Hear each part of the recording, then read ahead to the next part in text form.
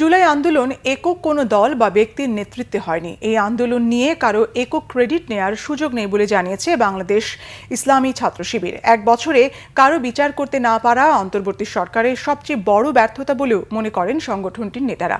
আর জুলাই ঘোষণাপত্র নিয়ে তালবাহানা করা হলে ছাত্র সমাজ ছাড় দেবে না বলেও হুঁশিয়ারি দেন ছাত্র শিবিরের নেতারা। জুলাই আন্দোলনের এক বছর পূর্তি উপলক্ষে সকালে ঢাকা বিশ্ববিদ্যালয় এলাকায় মিছিল করে বাংলাদেশ ইসলামী ছাত্র শিবির। পরে রাজধানীর শাহবাগে বিক্ষোভ সমাবেশ করে সংগঠনটি।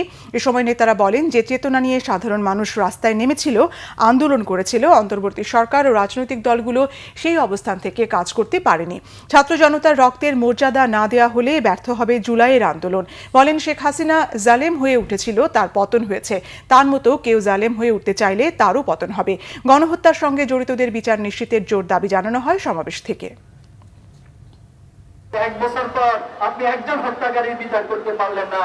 আপনার কেচার বিপ্লবী সরকার, কেচার রক্তের সরকার, আপনারা একটা ধীরগতি এবং অলস সরকার। ঘোষণাপত্রে কোন ব্যক্তি গোষ্ঠীর দলের বক্তব্যের প্রতিচ্ছবি হয়, আমরা ছাত্র সমাজ এই ঘোষণাপত্র চুরমার করে দিব ইনশাআল্লাহ।